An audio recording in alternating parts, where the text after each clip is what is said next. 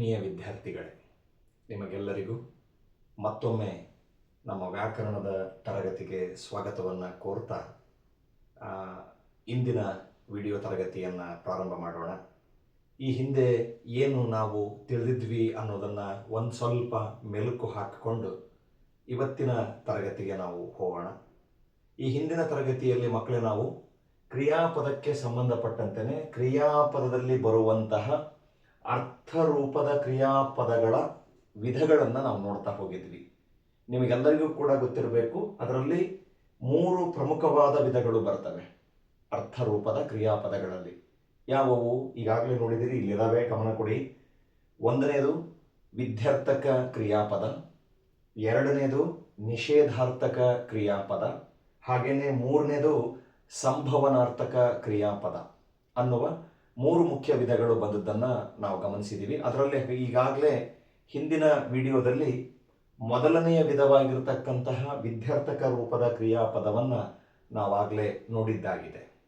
ಈಗ ಅದರ 2ನೆಯ ವಿಧಕ್ಕೆ ನಾವು ಹೋಗೋಣ. ಅದು ಯಾವುದು ಅಂತ ಹೇಳಿದರೆ ನಿಷೇಧಾರ್ಥಕ ಕ್ರಿಯಾಪದ.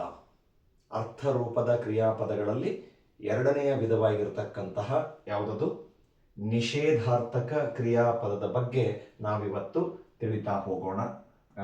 ನೇರವಾಗಿ ಅದರ ವಿಷಯಕ್ಕೆ ಬರೋಣ ಮಕ್ಕಳೇ. ನಾವು ಮೊದಲು ಅದರ ವ್ಯಾಖ್ಯಾನವನ್ನು ಬರ್ಕೊಳ್ಳೋ ಪ್ರಯತ್ನವನ್ನು ಮಾಡ್ತಾ ಅದನ್ನು ತಿಳಿಯೋದರ ಮೂಲಕ ಉದಾಹರಣೆಗಳನ್ನು ತೆಗೆದುಕೊಂಡಾಗ ನಿಷೇಧಾರ್ಥಕ ಕ್ರಿಯಾಪದಗಳು ಹೇಗೆ ರಚನೆ ಆಗ್ತವೆ ಅನ್ನೋದನ್ನು ನಾನಿವತ್ತು ನಿಮಗೆ ತಿಳಿಸ್ಕೊಡ್ತೀನಿ. ಹಾಗಾದರೆ ಮೊದಲನೇದಾಗಿ ವ್ಯಾಖ್ಯಾನವನ್ನು ನೋಡೋಣಲ್ಲ. ನೀವೆಲ್ಲರೂ ಕೂಡ ಬರೀ ಕೇಳೋದಕ್ಕಿಂತನೂ ಸಾಧ್ಯವಾದರೆ ಒಂದು ವ್ಯಾಕರಣಕ್ಕೆ ಅಂತ ಹೇಳಿ ನೋಟ್ಸನ್ನು ಇಟ್ಕೊಂಡು ಇಲ್ಲಿ ನಾನು ಹೇಳೋದನ್ನು ಅಥವಾ ಮುಖ್ಯವಾಗಿ ಬರೆಸೋದನ್ನು ಪಾಯಿಂಟ್ ಔಟ್ ಮಾಡ್ಕೊಂಡ್ರೆ ನಿಮಗಿನ್ನೂ ಆ ವಿಷಯ ಸುಲಭವಾಗಿ ಅರ್ಥ ಆಗೋದಕ್ಕೆ ಸಾಧ್ಯ ಆಗುತ್ತೆ ಅಂತ ಹೇಳಿ ನಾನು ಭಾವಿಸ್ತೀನಿ ಮಕ್ಕಳೇ. ಈಗ ನೇರವಾಗಿ ಬಂದ್ಬಿಡೋಣ.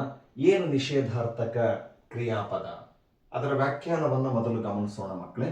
ಇಲ್ಲಿ ನೋಡಿ, ನಾನು ಹೇಳ್ತಾ ಬರಿತಾ ಹೋಗ್ತೀನಿ. ಕ್ರಿಯೆಯು, ಗಮನಿಸ್ತದ್ರಿ ಅಂತ ಅಂದ್ಕೊಳ್ತೀನಿ ನಾನು, ಕ್ರಿಯೆಯು ನಡೆಯುವುದಿಲ್ಲ, ಕ್ರಿಯೆಯು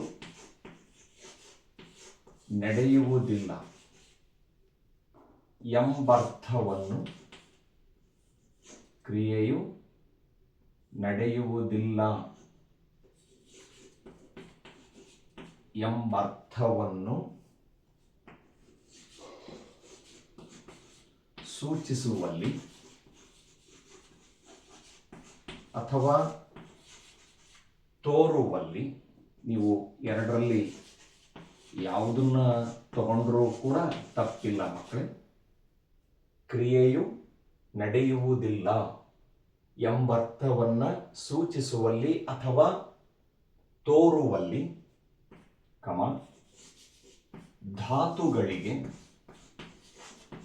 ಧಾತುಗಳಿಗೆ ಆಖ್ಯಾತ ಪ್ರತ್ಯಯಗಳು ಸೇರಿ, ಆಖ್ಯಾತ ಪ್ರತ್ಯಯಗಳು ಸೇರಿ ಏನಾಗ್ತವೆ? ನಿಷೇಧಾರ್ಥಕ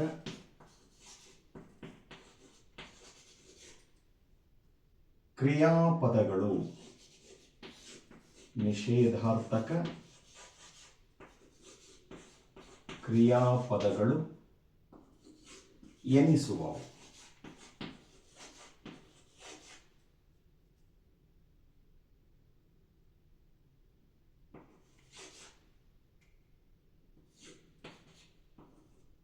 ಗಮನಿಸ್ತಾ ಇದ್ದೀರಾ ಮಕ್ಕಳೇ?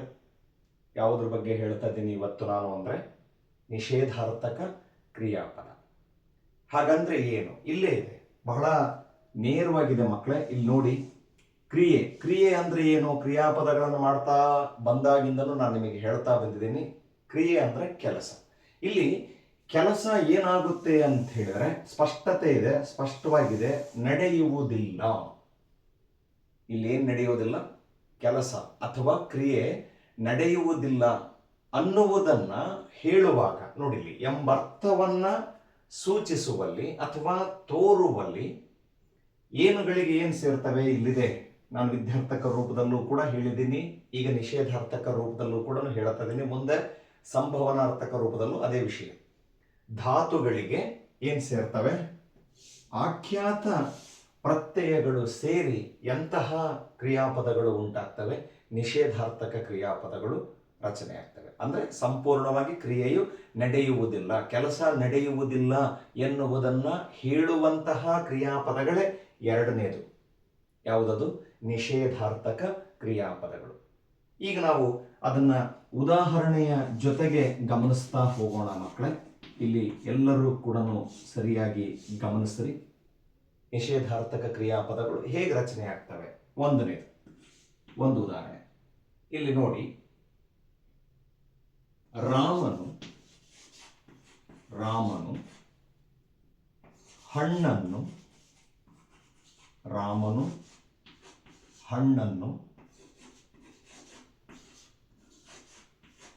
ತಿನ್ನನು. ವಾಕ್ಯವನ್ನು ಗಮನಿಸ್ತಾ ಇದ್ದೀರಲ್ಲ ಮಕ್ಕಳೇ, ಏನು ಬರೆದಿದ್ದೀನಿ? ರಾಮನು ಹಣ್ಣನ್ನು ತಿನ್ನನು. ಇದು ಒಂದು ವಾಕ್ಯ ಮಕ್ಕಳೇ. ಇನ್ನೊಂದು ವಾಕ್ಯವನ್ನ ನಾನು ನಿಮಗೆ ಕೊಡ್ತಾ ಇದ್ದೀನಿ. ಮಕ್ಕಳು ಇಂದು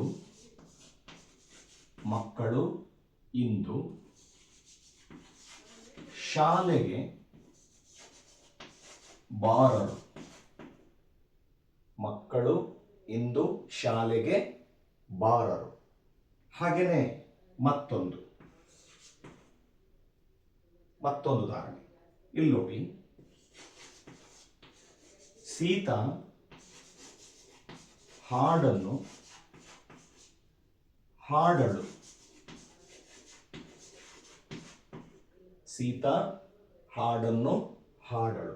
ಕೊನೆಯದಾಗಿರುವಂತಹ ಒಂದು ಉದಾಹರಣೆಯನ್ನು ಕೊಟ್ಟುಬಿಡ್ತೀನಿ ಮಕ್ಕಳೇ, ಗಮನ ಕೊಡಿ. ಅಮ್ಮ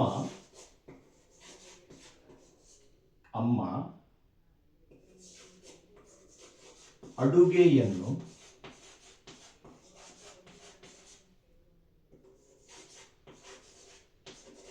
ಮಾಡಳು. ಗಮನಿಸ್ತಾ ಇದ್ದೀರಾ ಮಕ್ಕಳೇ ಎಲ್ಲರೂ ಕೂಡ ಸರಿಯಾಗಿ? ಇಲ್ಲಿ ನೋಡಿ, ನಾನು 4 ವಾಕ್ಯಗಳಲ್ಲಿ ಮೊದಲು ನಾವು ಕ್ರಿಯಾಪದವನ್ನು ಗುರುತಿಸ್ಕೊಂಡ್ಬಿಡೋಣ. ಗೊತ್ತಿದೆ ನಿಮಗೆಲ್ಲರಿಗೂ ಕೂಡ ಈ ವಾಕ್ಯಗಳಲ್ಲಿ ಕ್ರಿಯಾಪದ ಯಾವ್ದ್ಯಾವುದು ಅನ್ನೋದನ್ನು. ಇಲ್ಲಿ ನೋಡಿ, ರಾಮನು ಹಣ್ಣನ್ನ ತಿನ್ನನು ಅನ್ನೋದರಲ್ಲಿ ತಿನ್ನನು ಅನ್ನೋದು ಕ್ರಿಯಾಪದ.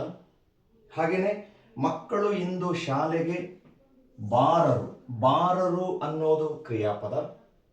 ಹಾಗೆಯೇ ಸೀತಾ ಹಾಡನ್ನು ಹಾಡಳು ಅನ್ನೋದು ಕ್ರಿಯಾಪದ.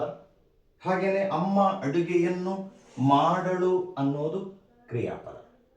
ಇವು ಎಂತಹ ಕ್ರಿಯಾಪದಗಳಾಗಿದ್ದಾವಂದ್ರೆ ಮಕ್ಕಳೇ, ನಿಷೇಧಾರ್ಥಕ ಕ್ರಿಯಾಪದಗಳು ಅಂತೇಳಿ ಆಗಿದ್ದಾವೆ, ಅನಿಸ್ಕೊಂಡಿದ್ದಾವೆ. ಅಂದ್ರೆ ಏನರ್ಥ? ಇಲ್ಲ, ನಿಮಗೆ ಮೊದಲೇ ಹೇಳಿದ್ದೀನಿ, ಆ ಕ್ರಿಯಾಪದಗಳನ್ನು ನೋಡಿದಾಗ, ಇಡೀ ವಾಕ್ಯವನ್ನ ಗಮನಿಸಿದಾಗ ಆ ಕ್ರಿಯಾಪದ ನಮಗೆ ಯಾವ ಅರ್ಥವನ್ನ ಕೊಡ್ತತಿ ಅಂದ್ರೆ, ಕ್ರಿಯೆಯು ನಡೆಯುವುದಿಲ್ಲ ಅಂದ್ರೆ ಕೆಲಸ ನಡೆಯದೇ ಇರುವುದನ್ನ ಅವು ನಮಗೆ ತಿಳಿಸ್ಕೊಡ್ತವೆ.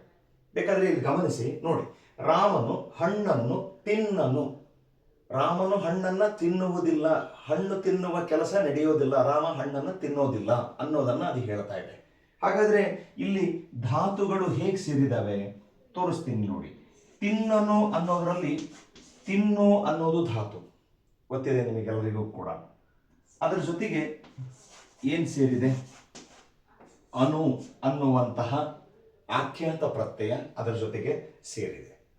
ಹಾಗಾಗಿ ತಿನ್ನು ಅನ್ನೋದು ಧಾತು, ಅನು ಅನ್ನೋದು ಆಖ್ಯಾತ ಪ್ರತ್ಯಯ, ಎರಡೂ ಸೇರಿ ಕ್ರಿಯಾಪದ ಏನಾಯಿತು? ತಿನ್ನನು.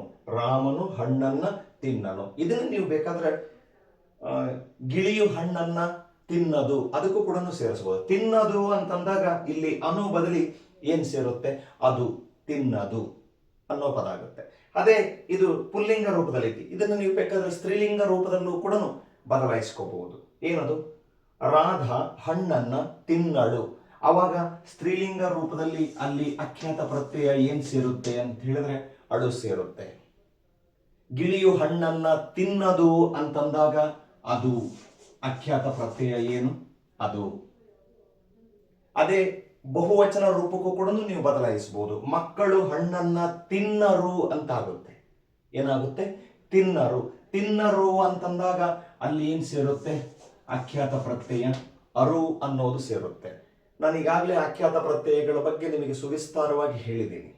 ಅಂದ್ರೆ ಅದು ಲಿಂಗಗಳು ಹಾಗೇನೆ ವಚನಗಳಿಗೆ ಅನುಗುಣವಾಗಿ ಅದರ ಭಾವವನ್ನು ವ್ಯಕ್ತಪಡಿಸುತ್ತೆ. ಅದು ಯಾವ ರೀತಿಯ ವ್ಯಕ್ತಿಯಿಂದ ಕೆಲಸ ನಡೆಯುತ್ತೆ ಅನ್ನೋದು. ಹಾಗಾಗಿ ನಿಮಗೆ ಇದು ಇಲ್ಲಿ ಅರ್ಥ ಆಯಿತು ಅಂತ ಗಮನಿಸ್ತಾ ಇದ್ದೀನಿ. ರಾಮನು ಹಣ್ಣನ್ನ ತಿನ್ನನು ಅನ್ನೋದು ಕ್ರಿಯೆಯು ನಡೆಯುವುದಿಲ್ಲ ಎಂಬ ಅರ್ಥವನ್ನ ತೋರುತ್ತೆ. ಹಾಗಾಗಿ ಧಾತುವಿನ ಜೊತೆಗೆ ಆಖ್ಯಾತ ಪ್ರತ್ಯಯಗಳು ಸೇರಿ ಎಂತಹ ರೂಪದ ಕ್ರಿಯಾಪದ ಅನಿಸಿಕೊಳ್ತು? ಇದು ನಿಷೇಧಾರ್ಥಕ ರೂಪದ ಕ್ರಿಯಾಪದ ಅನಿಸಿಕೊಳ್ತು. ಹಾಗೇನೆ ಇಲ್ಲಿ ನೋಡಿ, ಎರಡನೇ ಉದಾಹರಣೆ. ಮಕ್ಕಳು ಇಂದು ಶಾಲೆಗೆ ಬಾರರು. ಬಾರರು ಅನ್ನೋದ್ರಲ್ಲಿ ಗಮನ ಕೊಡಿ ಮಕ್ಕಳೇ. ಬರು ಅನ್ನೋದು ಧಾತು. ಏನು? ಬರು ಅನ್ನೋದು ಧಾತು. ಇದಕ್ಕೆ ಬಾರರು ಇದ್ರ ಜೊತೆಗೆ ಏನ್ ಸೇರಿದೆ? ಅರು ಅನ್ನುವಂತಹ ಅಖ್ಯಾತ ಪ್ರತ್ಯಯ ಸೇರಿದೆ. ಅರು. ಮಕ್ಕಳು ಇಂದು ಶಾಲೆಗೆ ಬಾರರು ಅಂದ್ರೆ ಮಕ್ಕಳು ಶಾಲೆಗೆ ಬರೋದಿಲ್ಲ, ಬರುವ ಕ್ರಿಯೆ ನಡೀತಾ ಇಲ್ಲ, ಅಂದ್ರೆ ಅವ್ರು ಬರೋದಿಲ್ಲ ಅಂತ ಶಾಲೆಗೆ. ಅದನ್ನೇ ನಾವು ಏಕವಚನಕ್ಕೂ ಬದಲಾಯಿಸಬಹುದು. ಯಾವುದಾದ್ರೂ ಒಂದು ಉದಾಹರಣೆ. ಸತೀಶನು ಇಂದು ಶಾಲೆಗೆ ಬಾರನು. ಬಾರನು ಅಂದಾಗ ಇಲ್ಲಿ ಮತ್ತೆ ನಾನು ಅನು ತೋರಿಸಿದ್ದೀನಿ ಈಗಾಗಲೇ. ಪುಲ್ಲಿಂಗ ರೂಪದಲ್ಲಿ ಏಕವಚನಕ್ಕೆ ಅನು ಅನ್ನುವಂತಹ ಏಕವಚನ ಏನದು ಅಖ್ಯಾತ ಪ್ರತ್ಯಯ ಸೇರ್ಕೊಳ್ತದೆ. ಹಾಗೇನೆ ಸುಮ ಇಂದು ಶಾಲೆಗೆ ಬಾರಳು. ಬಾರಳು ಅನ್ನೋದ್ರಲ್ಲಿ ಅಳು ಅನ್ನೋದು ಬರು ಅನ್ನುವಂತಹ ಧಾತುವಿನ ಮುಂದೆ ಸೇರ್ಕೊಳ್ತತಿ.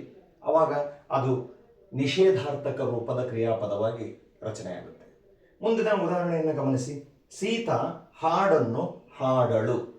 ನೋಡಿ, ಹಾಡಳು ಅನ್ನೋ ಪದವನ್ನು ಗಮನಿಸ್ತಿದ್ದಂಗೆ ನಿಮಗೆ ಗೊತ್ತಾಗುತ್ತೆ ಸೀತೆ ಹಾಡನ್ನ ಹಾಡುವಂತಹ ಕೆಲಸ ಮಾಡೋದಿಲ್ಲ, ಹಾಡನ್ನ ಹಾಡುವ ಕ್ರಿಯೆ ನಡೆಯೋದಿಲ್ಲ, ಕೆಲಸ ನಡೆಯೋದಿಲ್ಲ. ಹಾಗಾದ್ರೆ ಹಾಡಳು ಅನ್ನೋದ್ರಲ್ಲಿ ಮೊದಲು ಧಾತು ಏನಿದೆ? ಹಾಡು ಅನ್ನೋದು ಧಾತು. ಅದರ ಜೊತೆಗೆ ಆಖ್ಯಾತ ಪ್ರತ್ಯಯ ಏನ್ ಸೇರಿದೆ? ಅಳು ಅನ್ನುವಂಥದ್ದು ಸೇರಿದೆ. ಹಾಡು ಧಾತು, ಅಳು ಅನ್ನುವಂಥದ್ದು ಆಖ್ಯಾತ ಪ್ರತ್ಯಯ. ಅವೆರಡೂ ಸೇರಿ ಕ್ರಿಯಾಪದ ಹಾಡಳು. ಅದು ಎಂತಹ ರೂಪದ ಕ್ರಿಯಾಪದ? ನಿಷೇಧಾರ್ಥಕ ರೂಪದ ಕ್ರಿಯಾಪದವಾಗಿದೆ. ಹಾಗಾಗಿ ಅಲ್ಲಿ ಹಾಡಿನ ಕೆಲಸ ನಡೆಯೋದಿಲ್ಲ. ಇನ್ನು ನಾಲ್ಕನೇದು. ಅಮ್ಮ ಅಡುಗೆಯನ್ನು ಮಾಡಳು. ನಿಮಗೆ ಈಗಾಗಲೇ ಗೊತ್ತಾಗ್ತಿದೆ ಅಂತ ಅನ್ಕೊಳ್ತಿದ್ದೀನಿ. ಮಾಡಳು ಅನ್ನೋದರಲ್ಲಿ ಸಹಜವಾಗಿ ಇರುವಂತಹ ಧಾತುವನ್ನು ನಾವು ಹೊರಗೆಳೆಯೋದಾದ್ರೆ ಯಾವುದದು ಧಾತು? ಮಾಡು. ಮಾಡು ಅನ್ನೋದ್ರ ಜೊತೆಗೆ ಏನ್ ಸೇರಿದೆ? ಅಳು. ಮಾಡು ಅನ್ನೋ ಧಾತುವಿಗೆ ಅಳು ಸೇರ್ಕೊಂಡು ಏನಾಗ್ಬಿಡ್ತು? ಮಾಡಳು ಅನ್ನುವಂತಹ ಪದ ರಚನೆಯಾಗಿದ್ದನ್ನ ನೀವು ಗಮನಿಸ್ತಾ ಇದ್ದೀರಿ. ಹಾಗೇನೆ ಅದನ್ನ ನೀವು ಪುಲ್ಲಿಂಗ ರೂಪಕ್ಕೂ ಬದಲಾಯಿಸಬಹುದು.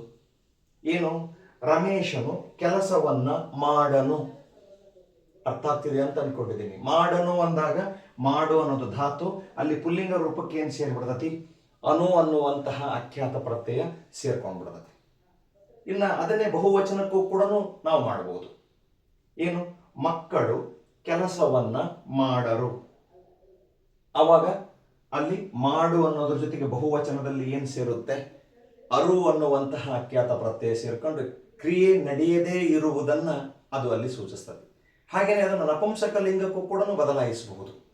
ಅದು ಕೆಲಸವನ್ನ ಮಾಡದು. ಮಾಡದು ಅಂತ ಹೇಳಿದಾಗ ನಾನು ನಿಮಗೆ ಇಲ್ಲಿ ತೋರಿಸ್ಕೊಟ್ಟಿದ್ದೀನಿ ಮಕ್ಕಳೇ. ಅದು ಅನ್ನುವಂಥದ್ದು ಏನಾಗುತ್ತೆ? ಅದು ಹೆಚ್ಚು ಕಡಿಮೆ ಸಹಜವಾಗಿ ನಪುಂಸಕ ಲಿಂಗಕ್ಕೆ ಸೇರಿಕೊಳ್ಳುವಂತಹ ಅಖ್ಯಾತ ಪ್ರತ್ಯಯ. ನಿಮಗೆ ಈಗಿದು ಸರಳವಾಗಿ ಅರ್ಥ ಆಯಿತು ಅಂತ ನಾನು ಭಾವಿಸ್ತೀನಿ. ಏನು ನಿಷೇಧಾರ್ಥಕ ಕ್ರಿಯಾಪದ ಅಂತ ಹೇಳಿದ್ರೆ ನಿಮ್ಮ ಕಣ್ಣೆದುರಿಗೆ ಬಹಳ ಸರಳವಾಗಿ ನೇರವಾಗಿದೆ. ಕ್ರಿಯೆಯು ನಡೆಯುವುದಿಲ್ಲ ಎಂಬ ಅರ್ಥವನ್ನ ತೋರುವಲ್ಲಿ ಧಾತುಗಳಿಗೆ ಆಖ್ಯಾತ ಪ್ರತ್ಯಯಗಳು ಸೇರಿಕೊಂಡು ಎಂತಹ ಕ್ರಿಯಾಪದಗಳು ರಚನೆಯಾಗ್ತವೆ? ನಿಷೇಧಾರ್ಥಕ ರೂಪದ ಕ್ರಿಯಾಪದಗಳು ರಚನೆಯಾಗ್ತವೆ. ಇದು ನಿಮಗೆ ಅರ್ಥ ಆಯಿತು ಅಂತ ಹೇಳಿ ನಾನು ಭಾವಿಸ್ತೀನಿ. ನೀವು ಅನೇಕ ಉದಾಹರಣೆಗಳನ್ನು ತಗೊಂಡು ಧಾತುಗಳನ್ನು ತಗೊಂಡು ಈ ರೀತಿಯ ವಾಕ್ಯಗಳನ್ನು ನೀವು ಮಾಡ್ತಾ ಹೋಗ್ಬೋದು. ರಮೇಶನು ಚಿತ್ರವನ್ನ ಬಿಡಿಸನು. ನೋಡಿ, ರಮೇಶನು ಚಿತ್ರವನ್ನ ಬಿಡಿಸನು. ಬಿಡಿಸನು ಅನ್ನೋದ್ರಲ್ಲಿ ಬಿಡಿಸು ಅನ್ನೋದು ಧಾತು. ಅದರ ಜೊತೆಗೆ ಅನು ಅನ್ನುವಂಥದ್ದು ಸೇರ್ಕೊಂತು ಅಂತ ಹೇಳಿದ್ರೆ ಅಲ್ಲೂ ಕೂಡ ಅದು ಆಖ್ಯಾತ ಪ್ರತ್ಯಯವಾಗಿ ಬಳಕೆಯಾಗಿ ಚಿತ್ರ ಬಿಡಿಸೋದಿಲ್ಲ ಅನ್ನೋದನ್ನ ಹೇಳ್ತದೆ. ಹಾಗೇನೆ ರಾಧಾ ಚಿತ್ರವನ್ನ ಬಿಡಿಸಳು. ಬಿಡಿಸಳು ಅಂದ್ರೆ ಚಿತ್ರವನ್ನ ಬಿಡಿಸೋದಿಲ್ಲ, ಬಿಡಿಸುವ ಕೆಲಸ ನಡೆಯೋದಿಲ್ಲ. ಹಾಗೇನೆ ಏನು, ಅಪ್ಪ ಊರಿಗೆ ಹೋಗನು ಅಥವಾ ಹೋಗರು, ನಾವು ಗೌರವ ಸೂಚಕವಾಗಿ ಹೋಗರು, ಅಪ್ಪ ಊರಿಗೆ ಹೋಗರು. ಹೋಗರು ಅನ್ನೋದ್ರಲ್ಲಿ ಹೋಗು ಅನ್ನೋದು ಧಾತು, ಅದರ ಮುಂದೆ ಅರು ಅನ್ನುವಂತಹ ಆಖ್ಯಾತ ಪ್ರತ್ಯಯ ಸೇರಿದಾಗ ಹೋಗರು. ಹೋಗರು ಅಂದ್ರೆ ಊರಿಗೆ ಹೋಗುವುದಿಲ್ಲ, ಅಂದ್ರೆ ಕೆಲಸ ನಡೆಯುವುದಿಲ್ಲ ಎಂಬ ಅರ್ಥವನ್ನ ತೋರುವಲ್ಲಿ ಏನಾಗುತ್ತೆ, ಧಾತುಗಳಿಗೆ ಆಖ್ಯಾತ ಪ್ರತ್ಯಯಗಳು ಸೇರಿಕೊಂಡು ನಿಷೇಧಾರ್ಥಕ ರೂಪದ ಕ್ರಿಯಾಪದಗಳು ರಚನೆ ಆಗ್ತದೆ. ಇದು ನಿಮಗೆ ಸರಳವಾಗಿ ಅರ್ಥ ಆಯಿತು ಅಂತ ನಾನು ಭಾವಿಸ್ತೀನಿ ಮಕ್ಕಳೇ. ಏನದು, ಕ್ರಿಯೆ ನಡೆಯುವುದಿಲ್ಲ ಎನ್ನುವುದನ್ನ ಹೇಳುವಂತಹ ಕ್ರಿಯಾಪದಗಳೇ ನಿಷೇಧಾರ್ಥಕ ರೂಪದ ಕ್ರಿಯಾಪದಗಳು ಆಗಿದ್ದಾವೆ. ಇದು ನಿಮಗೆ ಅರ್ಥ ಆಯಿತು ಅಂತ ಹೇಳಿ ನಾನು ಗಮನಿಸ್ತೀನಿ ಮಕ್ಕಳೇ. ಇನ್ನ ಮುಂದಿನ ವಿಡಿಯೋದಲ್ಲಿ ಸಂಭವನಾರ್ಥಕ ಕ್ರಿಯಾಪದಗಳು ಅಂದ್ರೆ ಏನು ಅದ್ರ ಬಗ್ಗೆನೂ ಕೂಡ ನಾನು ನಿಮಗೆ ತಿಳಿಸ್ಕೊಡ್ತೀನಿ ಅನ್ನೋ ಮಾತನ್ನ ಹೇಳ್ತಾ, ಇದುವರೆಗೂ ನನ್ನ ಈ ವ್ಯಾಕರಣದ ತರಗತಿಯನ್ನ ಅಥವಾ ಕನ್ನಡದ ಈ ತರಗತಿಯನ್ನ GMV ಕನ್ನಡ ಚಾನಲನ್ನು ಯಾರೆಲ್ಲ ಕೂಡ ಬಹಳ ಗೌರವದಿಂದ ಅಥವಾ ಬಹಳ ಪ್ರೀತಿಯಿಂದ ಈ ಚಾನಲನ್ನು ವೀಕ್ಷಣೆ ಮಾಡ್ತಾ ಇದ್ದೀರಿ, ದಯಮಾಡಿ ಎಲ್ಲರೂ ಕೂಡ ಸಬ್ಸ್ಕ್ರೈಬ್ ಮಾಡೋದ್ರ ಮೂಲಕ ಇದನ್ನು ನೋಡಿ. ಆಮೇಲೆ ನನ್ನ ಬಹಳ ಮುಖ್ಯ ಉದ್ದೇಶ SSLC ಪರೀಕ್ಷೆಯಲ್ಲಿ ಓದ್ತಾ ಇರುವಂತಹ ಮಕ್ಕಳಿಗೆ, ಅದರಲ್ಲೂ 8-9 ಮಕ್ಕಳಿಗೆ ಅಥವಾ ಸ್ಪರ್ಧಾತ್ಮಕ ಪರೀಕ್ಷೆಗಳನ್ನು ಬರೆಯುವಂತಹ ಅಭ್ಯರ್ಥಿಗಳಿಗೆ ಈ ತರಗತಿಗಳು ಎಲ್ಲೋ ಒಂದು ಕಡೆಗೆ ಉಪಯೋಗ ಆಯಿತು ಅಂತ ಹೇಳಿದ್ರೆ ನನ್ನ ಶ್ರಮ ಸಾರ್ಥಕ ಅಂತ ಹೇಳಿ ನಾನು ಭಾವಿಸ್ತೀನಿ. ಹಾಗಾಗಿ ಎಲ್ಲರೂ ಕೂಡ ಸಬ್ಸ್ಕ್ರೈಬ್ ಆಗಿ, ಇಷ್ಟವಾದಲ್ಲಿ ಲೈಕ್ ಮಾಡಿ, ಏನಾದರೂ ತಪ್ಪುಗಳನ್ನು ಮಾಡಿದ್ದಲ್ಲಿ ಅದನ್ನು ನೀವು ಕಾಮೆಂಟ್ಸ್ಗಳ ಮೂಲಕ ನನಗೆ ತಿಳಿಸಿ ಅನ್ನೋ ಮಾತನ್ನು ಹೇಳ್ತಾ, ಸಾಧ್ಯವಾದಷ್ಟು ಸ್ನೇಹಿತರಿಗೆ ಇದನ್ನು ಶೇರ್ ಮಾಡಿ ಅನ್ನೋದನ್ನು ಹೇಳ್ತಾ ಇಂದಿನ ತರಗತಿಯನ್ನು ಇಲ್ಲಿಗೆ ಮುಗಿಸ್ತಾ ಇದ್ದೀನಿ. ಧನ್ಯವಾದಗಳು.